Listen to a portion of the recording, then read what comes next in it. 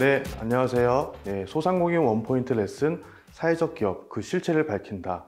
이번 강의를 맡게 될 손정환이라고 합니다.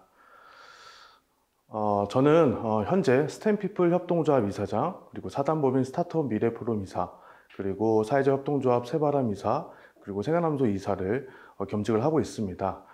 왜 이렇게 많이 회사를 다니냐라고 하는 질문들이 많이 있는 부분들이 있습니다. 제가 사회적 경제 쪽에 들어온 지 이제 10년이 좀 넘어가는 상태인데요. 다양한 육성 기간부터 시작해서 지원 기간까지 경험을 바탕으로 현재까지 좀 올 수 있었던 계기가 됐고요. 그리고 제가 주로 이제 강의나 컨설팅을 하는 부분들은 저는 사회적 기업에 대한 비즈니스나 아니면은 이제 조직 문화 이런 부분에 대해서 교육과 강의를 또 진행을 하고 있는 상태입니다. 여러분들은 사회적 기업을 어떻게 생각하시나요? 예, 사회적 기업, 돈 못 버는 곳이다. 아니면 뭐 사회적 기업, 착한 기업인데, 사회적 기업, 잘 모르겠는데, 여러 가지 의견들이 있을 수 있을 거라고 생각이 듭니다. 예, 사회적 기업에 대한 여러분들의 생각들이 맞는 부분들도 있고, 맞지 않는 부분들도 있을 것 같습니다. 이 사회적 기업이라고 하는 것들은 정의로 본다고 하면은 전통적인 비영리 기관과 전통적인 기업의 중간 상태라고 볼 수 있을 것 같습니다. 결국은 사회적 가치와 경제적 가치를 동시에 추구해야 된다는 그런 의미인데요. 그렇다고 하면은 이 사회적 가치와 경제적 가치를 같이 동시에 추구하는 게 가능할까요? 예, 많은 사회적 기업분들이 지금 현재 실현하고 계시고 2021년 현재 약 3,000개의 사회적 기업들이 인증이 돼서 활동 중에 있습니다. 자, 그러면은 이 사회적 가치라는 것들은 무엇일까요? 여러분들이 알고 계시는 여러 가지 가치들이 있을 거라고 생각이 듭니다. 이 사회적 가치는 주로 취약계층들한테 포커싱 되어 있는 부분들이 많이 있습니다. 그럼 취약계층이라고 하는 부분들은 무엇일까요? 여러분들이 잘 알고 계시는 저소득층, 장애인, 그리고 북한 이탈 주민, 또 여러 가지 경력단절 여성분들까지 여러 가지 형태의 우리 사회적 약자분들이 계실 겁니다. 그런 사회적 약자분들에게 뭔가 일자리를 제공하거나 아니면 사회 서비스를 제공하는 부분들로 이 사회적 기업들이 사회적 가치를 추구하고 있는 부분들이 있습니다. 그럼 경제적 가치라고 하는 것은 무엇일까요? 여러분도 잘 알고 계시는 것처럼 지속 가능하기 위해 기업이 계속 수익화를 돼야 된다는 부분들이 있을 거라는 생각이 듭니다. 자, 그러면은 이런 사회적 가치와 경제적 가치를 동시에 추구한다는 것들은 일반 영리 기업들, 우리가 알고 있는 일반 기업들과 더 힘들게 진행될 수밖에 없는 부분들이 생기겠죠. 그렇다고 하면은 우리가 이 사회적 기업을 만약에 여러분들이 준비하고 계신다고 하면은 어떤 것들을 포커싱 해야 될 것인지 그런 부분에 대해서 얘기를 해볼 텐데요. 가장 중요한 부분들은 이 사회적 가치 창출을 위해서 어떠한 나의 소셜 미션을 가지고 있느냐 라는 부분들을 생각해 보실 필요가 있습니다.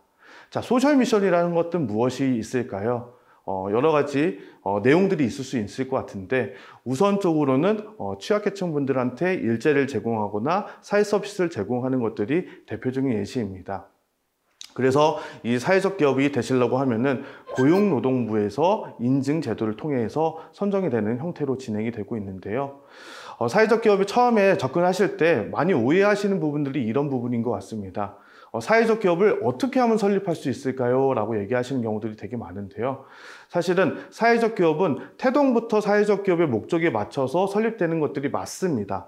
그렇지만 가끔 혼용하는 부분들이 우리가 주식회사를 설립하든 협동조합을 설립하든 어떤 법인격으로 사회적 기업을 생각하시는 분들이 많은 것 같습니다. 실제로는 그렇지 않고요. 사회적 기업이라고 하는 것들은 이제 고용노동부 하에 있어서 인증 여러 가지의 요건들이 있습니다. 그런 요건들을 충족하게 되면은 고용노동부 장관이 인증을 해주는 형태로 일반적으로 본다고 하면은 뭐 KS 마크를 한다든지 아니면 뭐 벤처 기업이 된다든지 이런 형식으로 인증을 받는 형태가 될 수 있을 거라는 생각이 듭니다. 그리고 이제 사회적 기업을 인증을 받기 위해서는 크게 5가지의 유형이 필요한 부분들이 있을 것 같습니다. 첫 번째로는 일자리 창출형입니다. 일자리 창출형 같은 경우에서는 취약계층 분들한테 일자리를 제공하는 것들을 목표로 가지고 있습니다. 물론 양질의 일자리를 창출해야 되는 부분들이 있기 때문에 많은 사회적 기업 분들이 이 일자리 제공형을 하고 계시고 현재 퍼센트로 본다 보면 거의 70%가 일자리 제공형으로 운영이 되고 있습니다. 네, 두 번째로는 사회 서비스 제공형이 있을 수 있을 것 같습니다. 그럼 사회 서비스 제공형은 취약계층 분들에게 사회 서비스를 제공하는 부분들인데요. 근데 꼭 취약계층한테만 사회 서비스를 제공하는 것들은 아닙니다. 뭐 예를 들어서 내가 교육 서비스를 하고 있다라고 하면은 이 교육 중에 정상가가 10,000원이라고 하면은 10,000원 이하의 가격으로 취약계층 분들한테 똑같은 교육의 서비스를 제공하는 부분들도 이 사회 서비스 제공형의 하나의 유형이라고 볼 수 있을 것 같습니다. 다음으로는 혼합형을 얘기를 들 수 있을 것 같은데요. 앞서 말씀드린 것처럼 일자리 제공형과 그리고 사회 서비스 제공형을 결합한 상태라고 보실 수 있을 것 같습니다. 그리고 지역사회 공헌형이라는 네 번째 유형이 있는데요. 지역사회 공헌형 같은 경우에는 지역 자원, 인적 자원, 물적 자원들을 서로 결합해서 지역의 활성화와 지역의 일자리를 확대하는 것들을 목표로 하는 것들이 일반적인 지역사회 공헌형이라고 볼 수 있을 것 같습니다. 마지막으로는 이제 창의혁신형인데요. 이 창의혁신형 같은 경우에서는 계량화할 수 없는 사회적 가치를 추구하는 부분들이 창의혁신형으로 볼 수 있을 것 같습니다. 대부분 이제 문화예술단체분들이 대부분 이 창의혁신형 인증을 받게 되는데요. 왜냐하면은 문화예술을 하게 되면은 불특정 다수한테 문화 공연을 하거나 여러 가지 서비스를 제공하는 부분들이 있기 때문에 그거를 하나씩 다 카운트할 수 없는 부분들이 있습니다. 그래서 이런 창의혁신형을 통해 가지고 사회적 가치를 추구하는 것들을 목표로 가지고 있습니다. 이렇게 꼭 5가지의 유형으로 사회적 기업들이 구성이 되어 있고요. 지금 현재 사회적 기업 제도에 대해서 조금 더 설명을 해드린다고 하면은 사회적 기업 제도 이전에 예비 사회적 기업이라는 제도도 있습니다.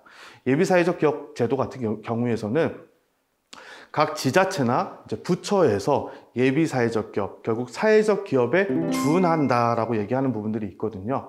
그래서 아직 사회적 기업의 준비가 되지는 않았지만은 앞으로 사회적 기업으로서 충분한 역량을 소화할 수 있다라고 하는 기업들을 대상으로 해서 각 지자체, 예를 들어서 서울시면은 서울시장, 강원도면은 강원도지사가 선정을 해줘가지고 지정하는 형태로 예비 사회적 기업이 있고요. 그리고 부처마다 총 10개의 부처에서 부처형 예비사회적 기업도 진행하고 있습니다. 예를 들어서 산림형 예비사회적 기업 같은 경우에서는 이제 산림청장이 지정을 해줘가지고 산림 보전이거나 아니면 산림의 숲 교육이라거나 이런 것들을 통해 가지고 사회적 가치를 추구하는 기업들을 대상으로 뭔가 서포팅을 해주기 위해 이 예비사회적 기업이라는 제도를 만들어 놓고 있습니다. 그래서 이런 예비사회적 기업 그리고 이제 사회적 기업들이 구분이 될 수 있을 거라는 생각이 좀 들고요.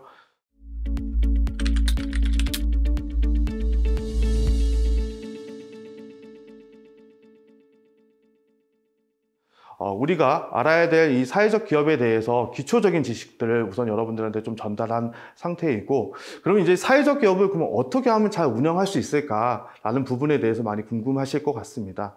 그래서 제가 한 가지 사례를 바탕으로 해서 여러 가지 이야기들 좀 나누려고 생각을 하고 있습니다. 우선 제가 말씀드릴 부분들은 이제 주식회사 생활암소라고 하는 회사입니다. 이 사례를 통해 가지고 여러분들도 나도 이렇게 할 수 있구나, 아니면 이런 부분에서 나는 이런 것들을 착안해야겠구나라는 것들을 생각해 보실 수 있지 않을까라는 생각이 들었습니다. 이 생활암소 같은 경우에서 이 창업주 이제 소병인 대표 같은 경우에서는 아주 평범한 주부였습니다. 그래서 무역회사를 다니시고 주부로 열심히 생활을 하고 계셨는데 다니던 직장에서 이제 출산과 임신을 통해 가지고 결국은 경력 단절이 되셨거든요. 근데 아마 경력 단절 여성분들은 많이 이런 느낌을 많이 받으실 겁니다. 실제로 경력 단절이 된 가장 큰 이유가 임신과 출산 그리고 육아라고 하는 문제이겠죠. 그렇다고 하면은 이 경력 단절이라는 것들이 1, 2년이면 상관이 없는데 이제 3년, 4년, 5년이 되게 되면은 실제로 다른 기업에 취직하는 게 쉽지 않은 게 사실입니다. 그래서 소 대표 같은 경우에서도 이 경력 단절이 됐을 때 참 많이 실망감을 느꼈다고 합니다. 그래서 이 실망감을 그냥 포기하고 그냥 내가 하고 있는 육아나 아니면은 아이를 키우는데 노력하는 것들도 있었겠지만은 다른 한편에 이런 생각을 했던 부분들이 있었던 것 같습니다. 나와 같은 사람들이 또 있지 않을까? 나와 같은 사람들이 조금 안정적으로 일자리를 가질 수 있지 않을까? 나와 같은 사람들이 함께 뭔가 사업을 해보면 좋지 않을까라는 생각을 가졌던 것 같습니다. 그래서 맨 처음에 했던 것들이 여러 가지 교육들을 듣게 됩니다. 아마 여러분들도 지금 있는 강의처럼 많은 교육들을 들으실 건데요. 이제 소 대표 같은 경우에서는 이제 사회적 기업 아카데미라고 하는 것들을 이제 듣게 되고, 내가 하고자 하는 목표가 결국은 이 사회적 기업으로 갈 수 있는 하나의 방향성이 될 수 있겠구나라는 생각을 가지게 됩니다. 그래서 2014년도 12월 달에 이 생각나눔소라는 회사를 법인을 설립하게 됩니다. 말씀드린 것처럼 이 사회적 기업을 하시려고 하면은 개인 사업자가 아닌 법인 사업자로 설립을 하셔야지만이 나중에 사회적 기업 인증을 받을 수 있는 부분들이기 때문에 주식회사, 협동조합, 사회적 협동조합, 사단법인 여러 가지 형태 중 내가 원하는 형태로 법인을 설립하셔야 되는 부분들이 있을 것 같습니다. 설립을 했을 때 아시는 것처럼 법인을 설립하려고 하면은 자본금이라는 것들이 필요하게 됩니다. 근데 평범한 주부였던 소 대표가 자본금이 많을 수가 없었겠죠. 아마 여러분들도 그런 경우들이 많이 있을 거라고 생각이 듭니다. 그렇다고 하면 이 소 대표는 자신이 갖고 있었던 비상금 100만 원을 가지고서는 이 생각나눔소라는 회사를 설립하게 됩니다. 그래서 처음에 등기부 등본에 100만 원이라는 금액이 적혀 있었던 게 눈에 선한데요. 이 100만 원을 가지고서는 소 대표는 뭘 할 수 있을까라고 생각을 했었습니다. 그랬을 때 소 대표가 했던 것들이 내가 가지고 있었던 그 전에 이제 회사를 다니면서도 할 수 있었던 집단지성이라고 하는 부분들에 대해서 많이 고민하게 되고, 또 이런 것들을 같이 할 수 있지 않을까라는 부분들이 생각이 들었습니다. 그래서 이런 집단지성을 할 수 있는 플랫폼을 만들어 보는 게 어떨까라는 것들을 이제 컨설팅과 여러 가지 강의들을 통해서 도출하게 됐고, 그런 것들을 할 수 있는 플랫폼인 이런 착한 공모전이라는 플랫폼을 만들게 됩니다. 사실 이 100만 원을 전부 다 투자를 해서 이 플랫폼을 만들게 되죠. 근데 이 플랫폼만 만들면 아마 여러분도 아시는 것처럼 누가 알지 못하는데 이 플랫폼을 누가 사용하겠습니까? 그래서 소 대표는 거의 1인으로서 처음에 사업을 진행했었고, 그 사업을 진행했을 때 본인이 스스로가 그 홍보 마케팅부터 시작해서 영업 여러 가지를 혼자 다 수행하게 됩니다. 아마 여러분들 대표님들도 처음에 사업을 시작하시게 되면은 대표님이 스스로 많은 역할들을 하시게 될 겁니다. 근데 이런 역할들을 하는 게 되게 중요한 부분들이 뭐냐면은 나중에 직원들이 생겼을 때도 내가 이 직원들이 잘하는지 못하는지를 알 수 있으려면은 내가 모르는 분야라 하더라도 그런 것들에 대해서 경험을 가지고 계셔야 되는 부분들이 있지 않을까라는 생각이 듭니다. 그래서 한 6개월 동안 정말 우리가 흔히 얘기하는 SNS 마케팅, 블로그, 인스타그램, 페이스북 여러 가지 형태를 계속 콘텐츠를 제작하고 배포하였습니다. 사실 6개월이 지나는 동안 많이 위기도 있었습니다. 실제로 클라이언트가 없었기 때문에 수익이 창출되지 않았고, 수익이 창출되지 않으니까 여러 가지 이 사업을 포기할까 고민을 많이 하는 경우들도 많았다고 합니다. 근데 이 소 대표가 이거를 성공할 수 있었던 것들은 내가 할 수 있다는, 그리고 이걸 해야겠다는 강한 의지가 있었기 때문에 지금 현재까지 오지 않았나라는 생각이 듭니다. 그래서 여러분들이 지금 만약에 이 강의를 보시고 사회적 기업을 하신다라고 치면은 처음에 반응이 없을 수도 있고 사업이 잘 안 될 수도 있습니다. 근데 그때 포기하게 되면은 아마 앞으로의 그 더 멋있는 모습들을 보일 수 없는 부분들이기 때문에 계속 내가 하고자 하는 것들을 꾸준히 하셔야 될 필요성이 있지 않을까라는 생각이 듭니다. 그래서 소 대표는 이 100만 원을 가지고 플랫폼과 그다음에 여러 가지 온라인 마케팅을 진행을 합니다. 근데 온라인 마케팅만 해서는 도저히 포트폴리오가 쌓이지 않는 부분들이 있었던 거죠. 그래서 이 포트폴리오를 쌓기 위해서 생각해낸 생각이 내 돈을 들여서 다른 사람의 기업을 홍보를 해주자라고 하는 부분들을 생각하게 됩니다. 그래서 집단지성을 통해서 아이디어를 발굴하는 것들을, 프로젝트를 여러 기업들한테 제안을 하기 시작합니다. 근데 당연히 모르는 이런 기업들이 얘기를 하면은 많이 퇴짜를 맞겠죠. 그게 한 번이, 두 번이 되고, 세 번이 되고, 10번이 되고, 100번이 됐지만은 그 중에 한두 개 기업들은 호의적인 반응들을 좀 보였습니다. 그래서 그 기업들한테는 무료로 제공을 하고, 이 생각나눔소는 포트폴리오를 쌓는 방식으로 6개월 동안 계속 소소하게 프로젝트를 진행하게 됩니다. 이 프로젝트를 진행하는 부분들이 왜 중요하냐면은 여러분들이 하고 계시는 것들이 정말 실행이 될 것인지 또 그런 노하우가 뭐가 필요한지에 대해서 고민하실 수 있는 시간이 될 수 있을 거라는 생각이 드는데요. 그게 없으면은 실제 우리가 돈을 주는 클라이언트를 만난다 하면은 실수를 하거나 아니면은 여러 가지 오류가 생겨난다고 하면은 여러분들은 아마 많은 시행착오가 생길 거라고 생각이 듭니다. 근데 이런 작은 프로젝트를 여러 번 시행한 결과 그래도 조금 더 노하우 같은 것들이 많이 생길 수 있었던 부분들이 있었던 것 같습니다. 아마 이 사회적 기업들을 대부분 하시는 여러 대표님들이 이런 시행착오를 겪지 않아서 나중에 실패하는 경우들이 많이 있습니다. 실제로 시장에서 소비자들은 되게 냉정하게 바라보는 부분들이 있습니다. 그 냉정하게 바라보는 것들을 내가 직시하지 못하고 내가 그게 경험이 없다라고 하면은 결국 시장에서 쫓겨날 수밖에 없고 결국 사업을 유지할 수 없는 그런 구조가 될 수 있기 때문에 이런 초반에는 이런 프로젝트를 많이 진행하시는 것들을 추천드리도록 하겠습니다. 그렇게 이렇게 시작한 생활암소는 현재 어떤 식으로 운영이 되고 있냐라고 했을 때 알터가 얘기했던 사회적 기업 유형 중에 생활암소 같은 경우에는 시장 중개 유형을 가지고 있습니다. 시장 중개 유형이라고 하면은 시장에 있는 소비자들한테 어떤 취약계층 대상 집단과 연결해주는 그런 비즈니스라고 볼 수 있을 것 같습니다. 그래서 이런 일반 소비자, 시장에서 원하는 여러 가지 콘텐츠나 제품, 공모전, 콘텐츠 이런 것들을 청년, 창작자, 경력단절 여성 이런 취약계층 분들이 만들어내고 그런 것들을 시장에서 소비할 수 있는 부분들을 만들고자 했던 부분들이 있었죠.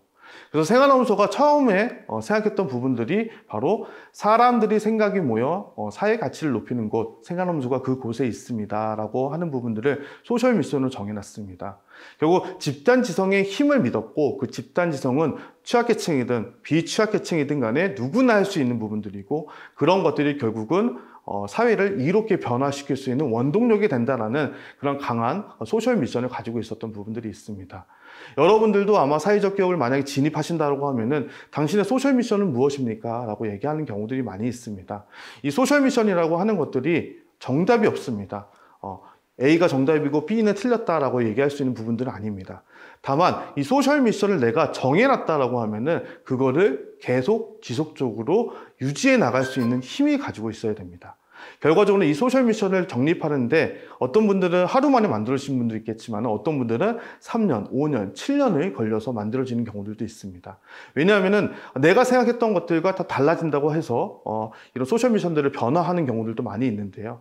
근데 우리가 간과하지 말아야 되는 부분들은 처음에 생활암소 예시를 봤을 때도 이 집단지성이라고 하는 것들을 포커싱을 가졌고 왔고 현재도 그 포커싱을 그대로 진입하고 있는 부분들이 있습니다. 그래서 여러분들도 이 소셜 미션이라는 것들을 좀 강하게 만들어 놓으신 다음에 지속해야지만이 남들이 봤을 때도 이 기업은 어떠한 기업이다라고 하는 포지셔닝이 생길 거고 브랜딩이 될 수 있는 부분들이라고 생각이 듭니다. 그래서 이런 형태로 소셜 미션들을 만들어가는 과정들을 필요하다고 생각이 들고요. 비즈니스로 본다고 하면은 생활암소는 B2G와 B2B 모델을 혼용해서 사용하고 있습니다. B2G 모델 같은 경우에는 이제 공공기관이나 지자체들의 여러 가지 사업비들이 있겠죠. 그런 사업비들을 받아가지고 콘텐츠를 제작하는 그런 형태를 가지고 있습니다. 기업들한테는 이제 사회공헌 서비스거나 아니면 공모사업, 콘텐츠 제작하는 부분들을 받아서 제공하는 형태로 진행이 되고 있죠. 만약에 이렇게만 진행이 된다고 하면은 그냥 일반 기업과 별 차별성이 없습니다. 근데 이 생활암소 같은 경우에는 집단지성이라고 하는 부분들 그리고 취약계층이라고 하는 부분들을 계속 포커싱 했던 부분들이 있기 때문에 청년들 그리고 경력단절 여성분들 그리고 일반인들 아니면은 뭐 장애인이든 비장애인이든 간에 모든 사람들을 두루두루 함께 아이디어를 만들어가는 과정들 그리고 콘텐츠를 제작해 가는 과정들을 하게 됩니다. 그런 것들이 결국은 지자체나 기관 그리고 기업들한테 포커싱이 될 거고 그래서 우리를 선택할 수밖에 없는 이유를 만들어낼 수 있는 부분들이 생기지 않을까라는 생각이 듭니다. 그래서 여러분들도 생각하시는 것들이 우리 기업이 가지고 있는 강점과 약점을 알아야 되는 부분들이 있는데요. 이 사회적 기업을 하시는 분들 중에 대부분이 이런 공공구매하는 부분들을 많이 생각하시는 부분들이 많습니다. 이 공공구매라고 하는 것들은 실제로 사회적 기업을 운영하시는 분들 중에 많은 분들이 이 공공구매에 대해서 많이 관심을 가지시는데 중요한 건 우선구매 제도가 있습니다. 그래서 공공기관이나 아니면 지자체들이 우선구매, 사회적 기업에 대해서 우선구매를 해야 되는 적정 수주 금액들이 있습니다. 그런 금액들을 결국 사회적 기업들한테 환원해야 되는 부분들이 있는데 그런 사회적 기업분들을 계속 찾고 있고 그런 기관들도 우리도 그들한테 우리의 목소리를 전달할 필요가 있다고 생각이 듭니다. 기업들도 마찬가지입니다. 요즘에 뭐 ESG 투자든 아니면은 SDGs든 간에 여러 가지 사회공헌 서비스를 많이 하게 됩니다. 이런 사회공헌 서비스를 하게 될 때 기업들은 이런 파트너로서 사회적 기업들을 많이 찾고 있는 부분들이 있을 것 같습니다. 그래서 여러 가지 가능성들을 가지고 있기 때문에 여러분들도 이런 시장들을 잘 확인하시고 실제 사업을 영위하시면 좋지 않을까라는 생각이 듭니다. 네, 생활암소가 그럼 어떻게 성장할 수 있었을까라는 생각을 했을 때 이 비즈니스 구조에서 볼 수 있었던 것 같습니다. 아마 여러분들이 하고 있는 비즈니스 구조들이 여러 가지 있을 것 같은데요. 이런 밸류 체인들을 하나씩 쪼개서 본다라고 하면은 또 새로운 사업 영역들이 만들어질 수 있을 거라는 생각이 듭니다. 생활암소가 처음에 가지고 있었던 것들이 집단성을 활용해서 공모전 서비스를 진행하다 보니까 이런 기획, 그리고 홍보 마케팅, 심사, 시상식이라고 하는 크게 4가지의 그 밸류 체인으로 좀 나눠질 수 있을 거라는 생각이 듭니다. 그래서 홍보 마케팅 같은 경우에는 SNS나 아니면 여러 가지 서포터즈나 이런 활동들을 할 수 있는 근거가 됐었고요. 그리고 시상식 같은 경우에는 이 공모전 사업들을 하다 보면은 느낄 수 있겠지만은 이런 패션쇼를 한다든지 아니면 영화제를 한다든지 여러 가지 행사를 할 수밖에 없는 구조로 되어 있습니다. 그래서 처음에 프로젝트를 진행을 했을 때 이런 일련의 과정들이 참 어려운 부분들이 있을 것 같지만 이런 것들을 계속 프로젝트를 수행함으로써 그런 실력들이 양성되고 직원분들도 같이 성장하면서 결국은 요 4가지의 밸류 체인들을 결국은 실행할 수 있는 그런 근거가 됐었던 부분들이 있었던 것 같습니다. 예, 생활암소 같은 경우에는 처음에 시작했던 부분들이 앞서 말씀드린 것처럼 6개월 동안 자비를 들여서 프로젝트를 계속 진행했던 부분들이 있었습니다.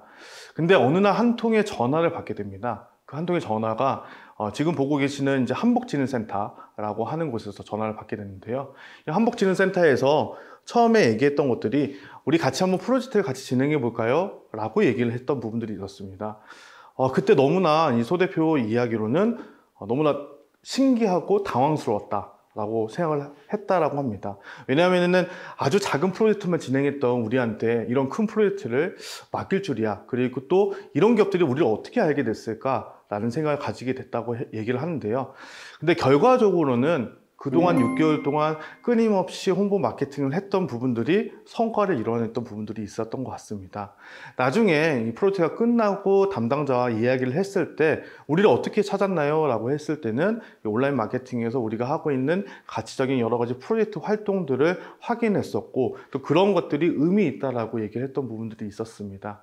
그래서 여러분들이 가지고 있던 여러 가지 소셜 미션이나 가지고 있는 가치들을 변화하지 말고 계속 바이럴하고 또 그런 것들을 실행해 나가야지만이 다른 클라이언트 분들이 여러분들 찾아줄 수 있다라고 좀 생각이 드는 부분입니다.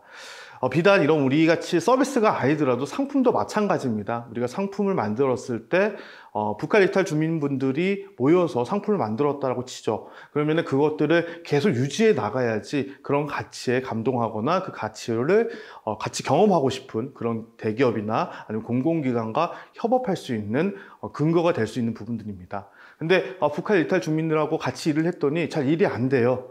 효율성이 떨어져요 라고 해서 다른 일반인들을 하거나 아니면은 다른 취약계층 분들을 고용한다라고 하면은 원래 근간에 가지고 있었던 여러 가지 사회적 목적들이 좀 변화되는 부분들이고 사람들은 그 기업에 대해서 어떻게 인식할 수 있는지를 고민하게 될 겁니다. 그렇게 되면은 아이덴티티가 없어지고 결국 사회적 가치도 경제적 가치도 모두 다 이룰 수 없는 그런 상태까지 이루어질 수 있을 거라는 생각이 듭니다. 그래서 이 한복 프로젝트를 생활암소가 진행을 하면서 참 우여곡절이 많았습니다. 처음 해보는 것들도 워낙 많았고 배워야 될 것들도 너무 많았습니다. 그렇지만 그런 것들을 약 3개월 동안의 프로젝트를 잘 진행을 했었고 결국 담당자들도 그런 부분에 대해서 만족감을 느꼈던 부분들이 있었던 것 같습니다. 그래서 2015년도부터 현재 2021년까지 약 7년 동안 이 프로젝트를 맡아서 진행하게 됩니다. 여기서 주어지는 이야기는 무엇이 있을까요? 아마 여러분들이 여러 가지 고객들을 만나게 될 겁니다. 그 고객들한테 재구매율을 높인다는 것은 아주 중요하고도 또 다른 사람들한테 신뢰감을 줄 수 있는 그런 내용이지 않을까라는 생각이 듭니다. 특히나 이런 사회적 기업분들 같은 경우에서 대부분 재구매율이 떨어지는 부분들이 많이 있습니다. 왜냐하면 한 번 팔고 그냥 하나의 가치로서 하나 소비를 하고 끝나는 경우들이 워낙 많이 있거든요. 그런데 고객들을 계속 만족시키고 고객들한테 어떠한 부분들이 부족한지 또 어떠한 부분들을 개선해야 되는 건지를 계속 고민하고 또 업그레이드 돼야 되는 부분들이 있어야 되지 않을까라는 생각이 듭니다.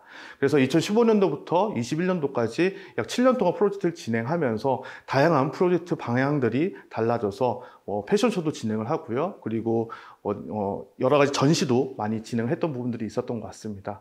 항상 새로운 도전이었지만 그 새로운 도전들을 잘 받아들이고 수행을 해냈고 또 클라이언트나 또 참가하는 여러 가지 학생들한테도 많은 호평들을 받았던 부분들이 있었던 것 같습니다.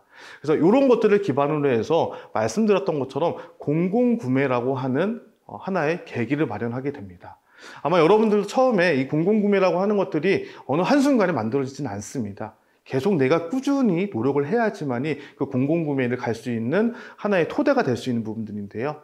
그래서 보통은 이제 사회적 기업이라고 하면은 보통 5천만 원까지 수익 계약이 될 수 있는 부분들이 있겠죠. 그래서 이 5천만 원까지 수익 계약되는 범위 안에서 여러 가지 프로젝트를 진행하시다 보면은 여러분들도 조금 더 성장할 수 있는 그런 근간이 될 수 있지 않을까라는 생각이 듭니다. 그래서 이런 한복지능센터의 프로젝트들을 계속 하다 보니까 자연스럽게 서울시와 그리고 다른 대기업들하고도 많이 프로젝트를 진행하게 된 경우가 생기게 됐습니다. 특히나 서울시 같은 경우에서는 서울시 브랜드를 제작하고 또 바이럴하기 위해서 여러 가지 공모 사업들을 진행을 했었는데요. 이 프로젝트도 거의 5년 이상 진행을 했었습니다. 이렇게 저희가 7년, 5년, 3년 계속 장기적으로 프로젝트를 재구매가 되고 장기적으로 운영하다 보니까 다른 기업분들한테도 연락이 많이 오는 부분들이 있습니다. 야, 거기 참 책임감 있고 잘하는 기업이더라. 그리고 이런 사회적 가치들도 잘 실현해내고 있구나 라는 부분들이 더해져서 결과적으로는 클라이언트들이 더 들어올 수밖에 없는 그런 구조가 되겠죠. 여러분들도 하시는 것들이 지금은 아주 작은 것부터 시작을 하시겠지만은 그런 것들이 하나씩 모여서 결국 제일 좋은 홍보는 그런 사람들을 통해 바이럴이 되는 부분들입니다. 물론 온라인을 통해 가지고 여러분들의 여러 가지 실적이나 내용들을 전달하는 것도 당연히 필요하시겠죠. 그렇지만은 결과적으로는 이런 담당자들이나 아니면 실제 돈을 줄 수 있는 사람들이 계속 바이럴이 돼서 서로 칭찬을 하거나 소개시켜주는 방식이 가장 신뢰도를 높일 수 있는 부분들이 생길 수 있을 거라는 생각이 좀 들고요. 그거 이외에도 이런 계약을 함으로써 또 이런 공공구매 계약을 하게 됨으로써 실질적으로 입찰이라고 하는 입찰 경쟁이라는 부분들도 뛰어들 수 있는 계기가 되었습니다. 아마 입찰을 하시려고 하시는 분들도 많이 계실 겁니다. 입찰 같은 경우에서는 이제 사회적 기업분들한테 가점을 주는 제도들도 있고 또 사회적 기업들만 비깅할 수 있는 그런 입찰 제도들도 있습니다. 그래서 이런 여러 가지 제도들을 좀 활용해서 진행을 하신다고 하면은 지금 가지고 있는 비즈니스를 조금 더 활성화시킬 수 있는 부분이 아닐까라는 생각이 듭니다. 네, 이렇게 생활하면서가 계속 이 공모 사업만 진행을 했던 것들은 아닙니다. 앞서 말씀드린 것처럼 여러 가지 밸류체인들을 쪼개서 진행을 했었고 그 중에 하나가 2017년도부터는 이제 홍보 마케팅이라고 하는 것들에 대해서 많이 오퍼가 오게 됩니다. 근데 이 홍보 마케팅을 했을 때 여러분들이 알고 계시는 것처럼 인스타그램, 페이스북, 카카오톡 여러 가지 인스타그램, SNS를 하시게 되는데요. 대기업이나 아니면 이제 공공기관 그리고 지자체, 생활연수소 같은 경우에서는 이제 대한적주사사 그리고 기획재정부에 이제 SNS를 맡아서 진행을 했었는데요. 그때 고민했던 것들이 우리 직원들이 그냥 콘텐츠를 만들면 어떨까라는 생각도 많이 가졌습니다. 근데 이렇게 하면은 정말 우리가 원했던 집단지성과 그리고 우리가 일자리가 없거나 기회가 없던 친구들한테 뭔가 프로젝트를 맡겨서 좀 진행하고자 하는 초반에 소셜 미션들이 잘 실행될 수 있을까라는 거에 대해서 고민하게 됩니다. 그래서 저희가 제안했던 부분들은 콘텐츠를 만들 때 많은 학생들한테 여러 가지 길을 만들어주자라고 하는 부분들로 방향을 쓰게 됩니다. 그래서 대한적주사사와 이제 구리여고에 있는 영상 동아리에 있는 친구들과 콜라보를 좀 진행을 했는데요. 사실 기획하는 부분들은 저희가 진행을 했지만은 실제 촬영하거나 편집하거나 실제 송출하는 데까지 이 구리여고 친구들이 진행을 했었습니다. 그 당시 때 한 4명의 친구가 주축이 돼서 진행을 했었는데요. 실제 뭐 그 친구들이 콘텐츠를 잘 만드는 능력도 있었지만은 이런 대한접사라고 하는 큰 포트폴리오를 만들고자 하는 열정도 있었고, 또 대한접사사도 이런 구리여고라고 하는 친구들과 함께 프로젝트를 진행한다는 게 의미 있다라고 생각했던 부분들이 있었던 것 같습니다. 그래서 그 당시 때 뭐 시나리오부터 시작해서 뭐 배역, 선정부터 시작해가지고 많은 시간들이 걸렸고, 오히려 돈이 더 많이 들었던 부분들도 있었던 것 같습니다. 그렇지만은 이게 의미 있는 콘텐츠가 됐던 부분들은 여러 가지 이러한 사회적 목적들이나 사회적 가치들이 함께 했기 때문이지 않을까라는 생각이 듭니다.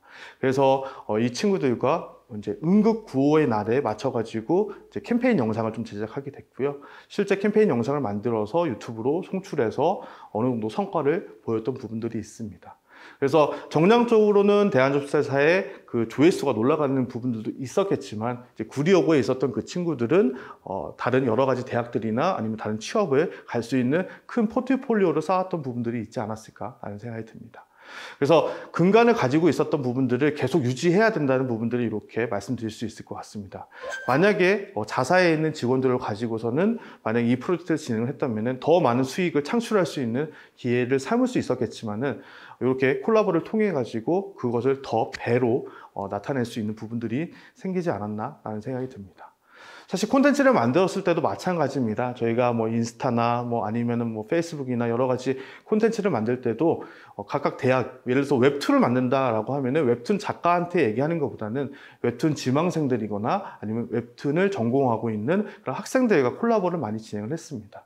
대신 그 콜라보에서 그들의 이름을 많이 노출하려고 노력을 했습니다. 왜냐하면은 저희는 어떻게 보면 중간에 있는 대행하고 있는 부분들이기 때문에 그들의 그들의 실명을 보여준다고 하면은 보시는 소비자들도 신뢰감을 느낄 수 있는 부분들이고, 또 거기에 창작하는 학생들도 그런 부분에 대해서 자부심을 느낄 수 있는 부분들이기 때문에 그런 실명 활동들을 많이 진행하려고 생각했었고요. 실제적으로 그런 것들이 잘 이루어져서 많은 인재들이 양성이 될 수 있었던 계기가 되지 않았나라는 생각이 듭니다. 또 이렇게 콘텐츠만 만들었다고 해서 진행을 하다 보니까 이것만으로서는 또 사업이 또 한계성이 있는 부분들이 있었던 것 같습니다. 제가 계속 말씀드렸던 부분들은 하나의 밸류 체인 중에 하나의 요소들을 조금씩 확장해 가는 모델들을 만들고 있는데요. 아마 여러분들이 생각하시는 것들도 마찬가지일 겁니다. 아주 단순한 업무일 수도 있지만 그 단순한 업무를 쪼개서 본다라고 하면은 많은 기회의 창출이 볼 수 있다고 생각이 들거든요. 그래서 그런 기회의 창출을 만들기 위해서는 자신의 비즈니스에 대해서 쭉 한번 펼쳐놓고 이야기를 해봐야 되지 않을까라는 생각이 듭니다. 말씀드린 것처럼 홍보 마케팅 하는 부분들을 계속 지속했던 생활나눔소가 이제 2018년도, 19년도에는 이런 행사 부분에 조금 더 포커싱을 하게 됩니다. 이 행사 부분들은 사실 이제 지금은 이제 코로나 시대이기 때문에 행사 부분들이 많이 약해진 부분들이 있지만은 2018, 19년도만 해도 행사가 엄청 많이 이루어져 있었고, 또 많은 대행사들도 많이 있었던 부분들이 있었습니다. 저희가 했던 프로젝트 중에 하나가 이제 LG 1분 1초 소셜 영화제라고 하는 그런 프로젝트를 진행했었는데요.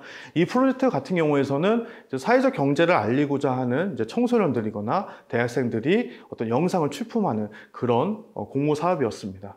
사실 그런 것들을 통해서 이런 영상들을 통해 사회적 가치를 높일 수 있는, 사회적 경제를 많이 알릴 수 있는 그런 계기가 됐기 때문에 저희 사회적 목적과 맞다라고 좀 생각이 들었고, 참여하는 학생들도 마찬가지입니다. 이 사회적 경제를 직접 경험하신 분들도 있고 경험하지 못하신 분들도 있었지만은 이 콘텐츠를 통해 가지고 조금 더 사회적 경제에 대해서 이해도가 높아지거나 실제 또 투입될 수 있는 부분들이 많아졌기 때문에 그런 부분에서 되게 의미 있었던 활동이었던 것 같습니다.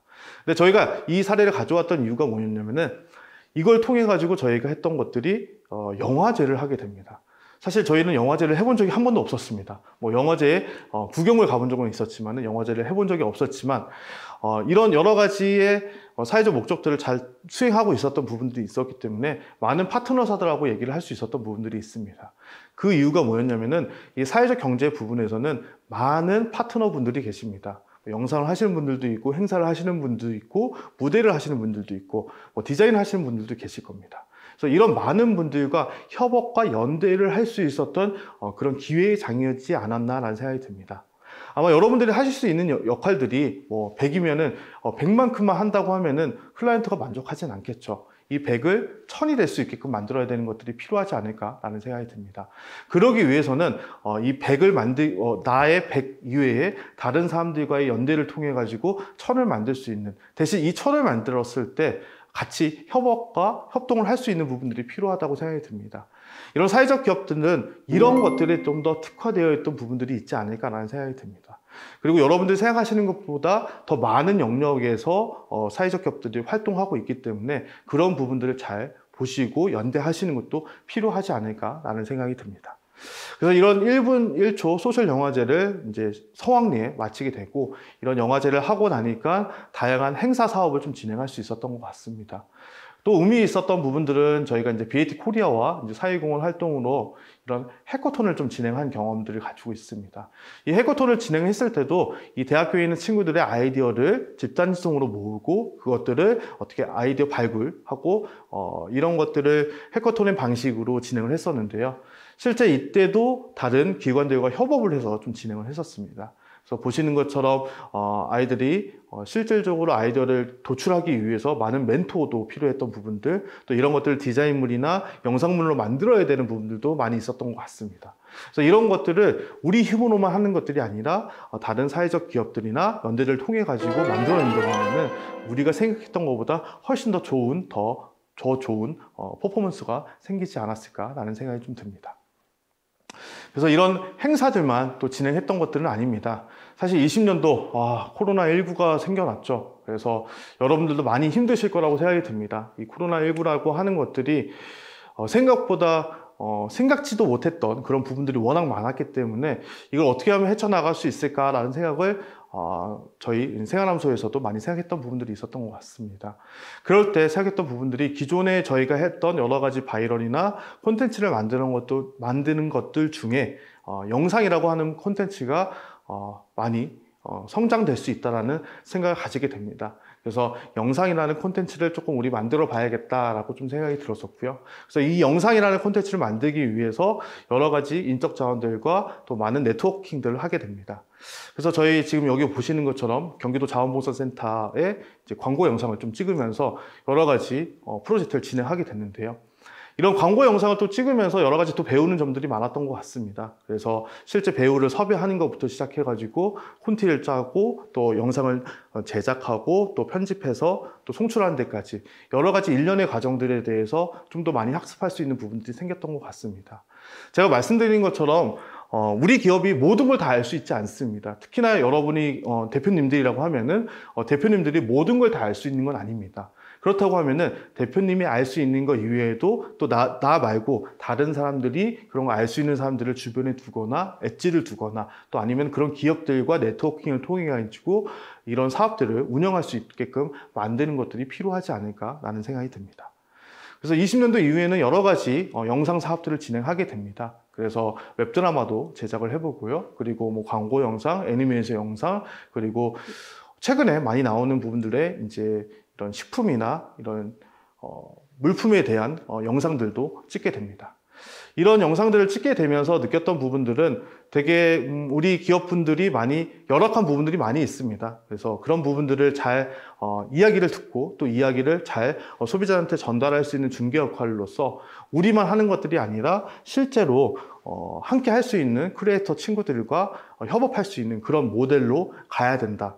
그러니까 생활암소가 계속 가져갔던 부분들이 이런 소셜 미션, 집단지성이라고 하는 부분들을 계속 끊임없이 가져가는 부분들이 있지 않을까라는 생각이 듭니다. 그래서 이렇게 콘텐츠로 진화되는 부분들을 볼 수 있을 것 같은데요. 보시는 것처럼 생활암소가 한 가지 업무를 가지고서는 지금까지 진행됐던 건 아닙니다. 아마 여러분이 가지고 있는 비즈니스도 마찬가지일 거라고 생각이 드는데요. 한 가지 비즈니스를 가지고선 갈 수 있는 것들은 언제나 한계가 보이고 또 경쟁 업체가 생길 수밖에 없습니다. 그렇다고 하면은 우리가 계속 사업을 확장하거나 아니면은 또 개발을 해야 되는 부분들이 있습니다. 근데 나와 너무 생뚱맞은 것들을 개발하시려고 하면은 많은 인적 자원이나 물적 자원들이 들어가는 부분들이 있을 것 같습니다. 그래서 내가 하고 있는 밸류체인들을 잘 쪼개서 진행을 해 보시고 또 그런 기회에서 또 같이 협업할 수 있는 협업 모델들을 만들어 가는 것들이 필요하지 않을까라는 생각이 듭니다.